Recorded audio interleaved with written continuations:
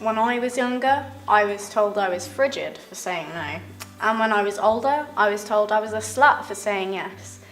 Where's the middle ground? What, do you mean just in general, or are you talking about something specific? Hello, this is Mr. Reality, and today we are looking at a video entitled, Why the West Needs Feminism. Well, this is bound to be interesting. I need feminism because when my boss gets me drunk at work and asks me out on a date, I'm afraid to say no because when I do, he cuts my hours. Then report him to the police. You don't need feminism, you need a cell phone, or better yet, go to the police in person and file a report. That is what you do for this kind of thing. You don't have a movement like feminism. Just go to the police. I need feminism because I'm not an object. I'm not the property of my father, my brother, nor my boyfriend. No one's saying you are. If you think you are, you don't need feminism. You need a psychologist. No one's saying you're the property of your father, or your boyfriend, or whatever. Seriously. I also need feminism because I want to look nice and not be asked who I'm trying to impress. Translation, you want feminists to control what people are allowed to say. You don't want someone to be allowed to ask who you're trying to impress. Look, people are allowed to ask you things. If you don't want to get asked that, then don't go out in public. Or don't post pictures of yourself on the internet. When you do those things, people are allowed to ask you stuff.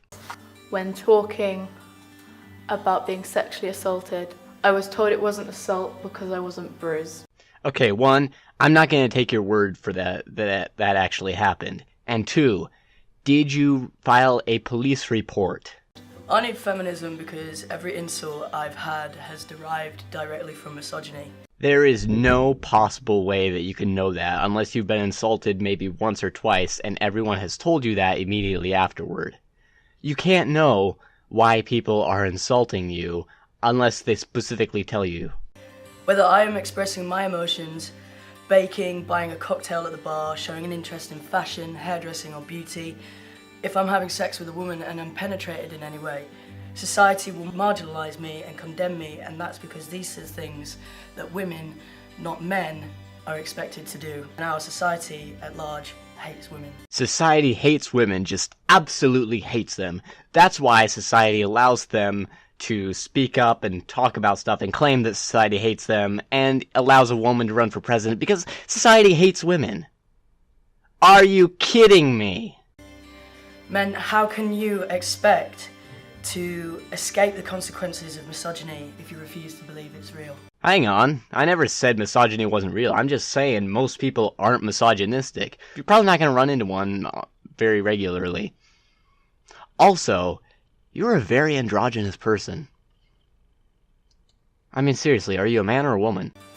I need feminism because it opens the gateway to an honest and authentic conversation about gender.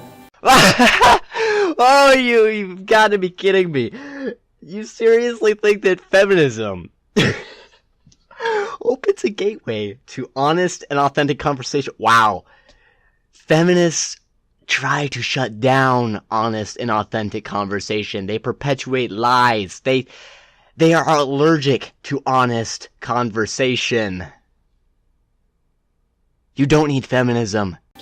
I think feminism led the way into gender theory and queer theory. And I think eventually, if feminism is truly successful, we will move to something that is much more fluid and is much more about a gender spectrum. Well, I hate to burst your bubble, but gender's not a spectrum. It's a binary. And most of us don't want to completely abandon science. I need feminism because the structure of gender-based division and oppression hurts not only women, but all genders that don't fall into the binary. Hang on, all genders that don't fall into the binary. Let me do the math on that. Oh yeah, zero. Zero genders do not fall into the binary. The assumption that there are only two genders and that they're determined at birth is incredibly harmful to trans and genderqueer people, and that idea stems directly out of the patriarchy and tying one's social position to your genitalia. No, it actually stems from observable science. You know, science, that thing that can be proven to be true. You might want to look into it sometime. It's actually quite interesting. I need feminism because all women should be safe, all women should be free, all women should be able to live to the full extent that they can as humans. At the moment, women can't. At the moment, women are constantly fighting against a sort of a burden of cultural expectations and material oppression and sort of niggly expectations and demands that are all weighing on women. We need to be past that, and it's not enough for one woman to be past that. All women have to be able to be free. Hang on, I thought this video was why the West needs feminism, not why Muslim countries need feminism. Hang on, let me check the title again. Yep, it's why the West needs feminism. Okay, I don't know why you're on this video, but this is not the correct video to be on if you're talking about Muslim countries, so yeah. When I first came into contact with feminism... Wow, you make it sound like it's a deadly virus. You know what? I guess it kind of is. I needed it as a way to make sense of my world, and a way to make sense of why am I treated like this, in this particular way. And what particular way would that be? You don't say.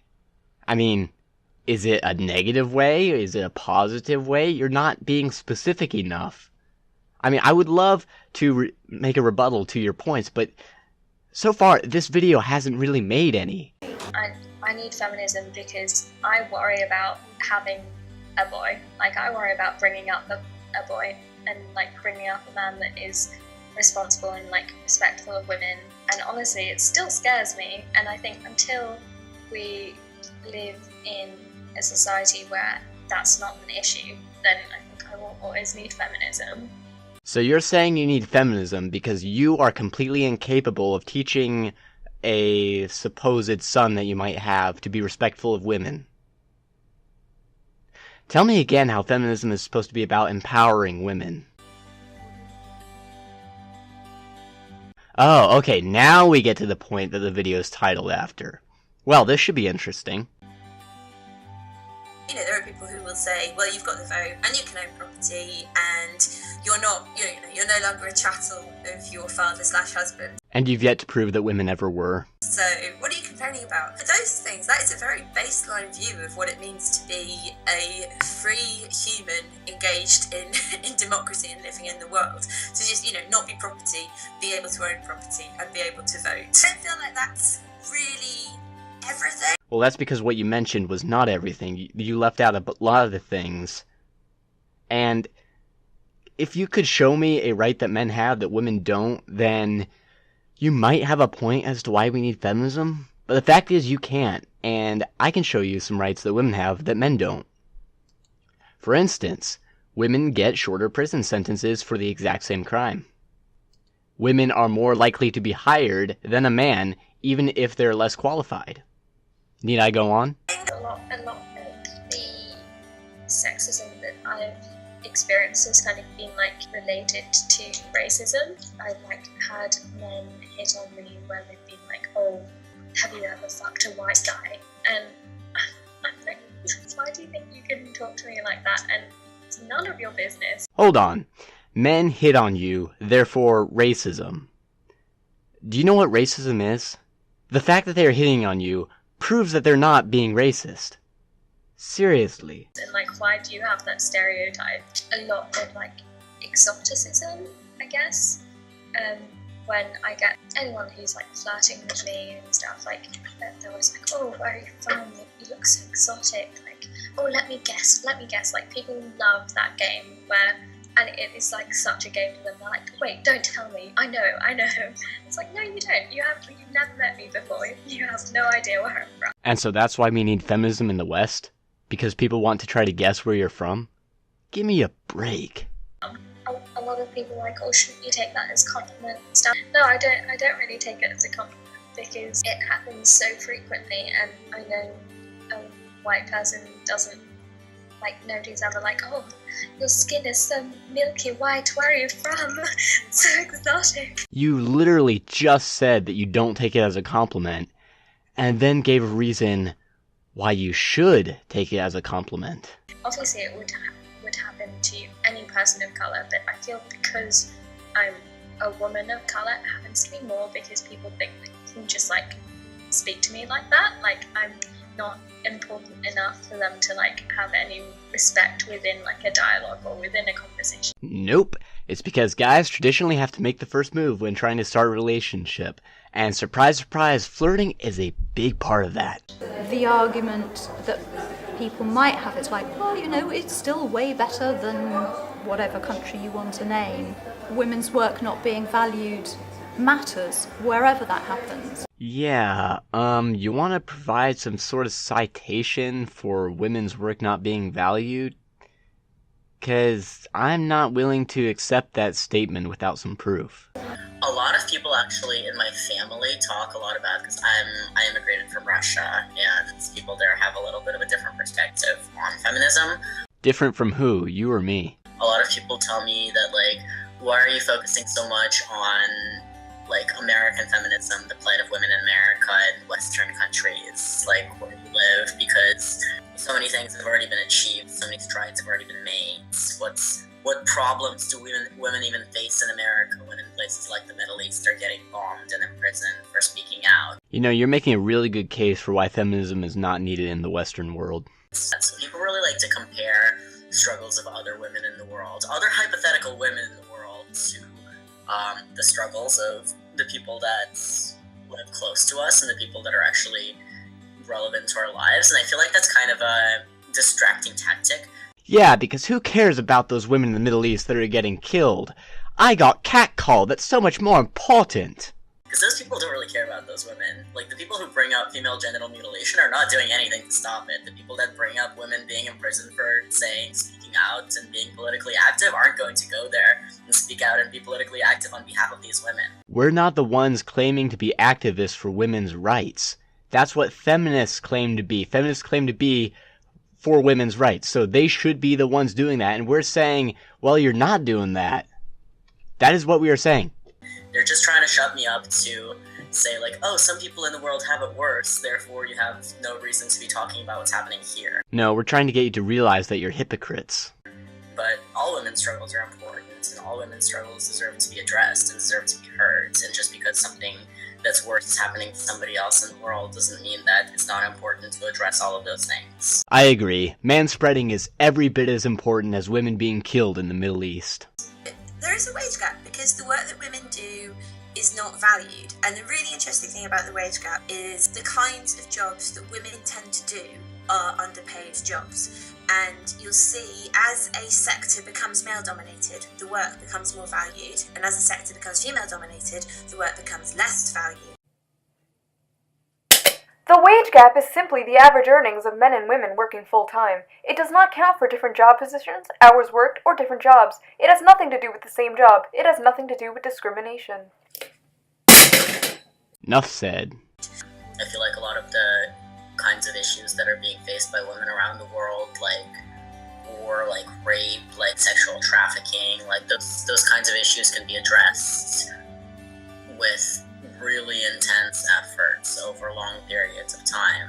But I feel like a lot of the issues faced by Western women can actually be alleviated by talking about them, or by like going up and by disrupting sexist dialogue, and by asking your bro friends to stop talking about women in sexist ways, and by asking your politicians to legislate in favor of abortion and in favor of birth control. You know, you just kept saying you feel this, you feel like that, you feel like... The world doesn't revolve around your feelings, okay? I hate to break it to you, Special Snowflake, but your feelings don't really affect reality. And a lot of the things you named are actually things that both men and women suffer from. They're not gendered issues. And also, I will never ask my politicians to legislate for abortion. In fact, I will ask them to legislate against it. I worked and still work as a practitioner in female criminal justice. And what I've seen in that time is probably the real coalface of inequality. What, women getting shorter prison sentences for the exact same crime? Yeah, that is pretty unequal, isn't it? There's a concept which is known as double deviance, in which it's argued that women offend twice over.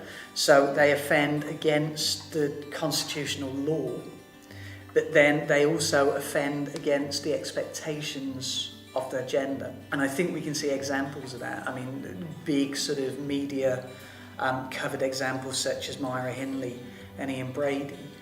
Both have been given an amount of media coverage. It was Myra Hindley who's, you know, it's basically the mugshot of her, with the bleached blonde hair. You know, we've been left with this notion, this visual image of this evil woman, this woman who has transgressed against her own feminine nature by having a hand in killing children. If we go with that argument that actually women are punished more for less, then I think, again, that's another inequality. First off, has that argument ever been used in the court of law? And you're using, for your example of this bad thing where women are punished twice over, a serial killer who murdered 5 children. Do I even need to say anything else? The word feminist, partially because of popular culture and partially because of just the pervasive presence of patriarchy in our lives, has kind of become synonymous with this idea of female militancy and female dominance. And I think a lot of people, when they hear feminist, especially a lot of men, when they hear feminist, they think of this sort of grotesque, inverted sort of reality where women are treating men the same way that men are treating women now. No, when I think of feminism, I think of this. Number one, shut the up for a second. You're just a white racist male that doesn't stand for women's rights. And there's no patriarchy. I think people are scared off by any ist words. I think feminists like to make straw man arguments. It's partly an idea of feeling excluded. Nope, that's not why we don't like feminism. Anti-feminist men recognise it very directly. Feminism is a threat to all of the things that they feel like they're entitled to. No, it's that feminism is a direct threat to everything I believe in. And for anti-feminist women, it's a little bit more complicated. But basically, like, women, we all live in the same society. And to be in active resistance to the rules that govern your society, however much those rules might be unfair to you, they're still the rules that govern your society. You still partake of them. There is things that I do every day that enact small sexisms or ways in which I have to sort of consciously check my behaviour, because, you know, you're so used to treating men as the authoritative ones. You're so used to seeing men as the ones who should be in charge. It doesn't really matter how liberal and kind and ambitious your own parents were, because you still had to grow up in the world that we all grow up in, that has all of these messages about what women are for, and what the proper role of a man or a woman is. Let me get this straight. You are purporting to speak for all women who are against feminism. Because women aren't allowed to have their own opinions, are they? No, they have to be told what to think. See, that's one of my problems with feminism. It tells women what to think while saying women can think what they want. To identify yourself as a feminist, you have to say, well, the world we live in is wrong and harmful, and I am now going to work to resist that. Remind me to play this clip back whenever someone says, if you believe in equality, then you're a feminist. Because apparently you have to also say, well, the world is wrong and I'm now going to work to fix it. That's a pretty big step for anybody to make, whatever political cause you're espousing. But also you have to say, and I'm going to put myself in opposition to people who I know are actually powerful and who might currently quite like me. I guess really, like, the big question is, why would anybody voluntarily decide to be a feminist? Because they're mentally unstable and have a huge superiority complex. And it can only be because the massive unfairness and your sense of justice about all of the things previously discussed overrides the kind of, like, the personal discomfort that is always going to come with being politically active in opposition to the dominant systems. Except for when you make a lot of money from being politically active. But we're not going to talk about that. We're just going to pretend like you're always poor if you're politically active. Yeah. That'll go better with the narrative.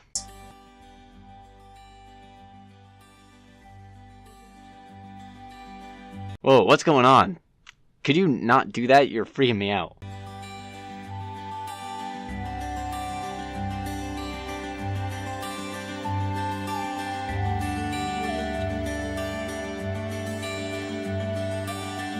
Seriously, stop.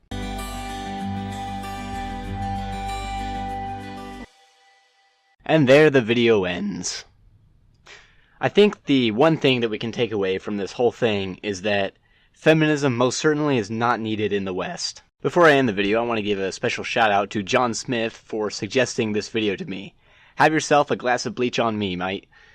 Anyway, thanks for watching, and remember, don't live life in an echo chamber, or you'll end up like them.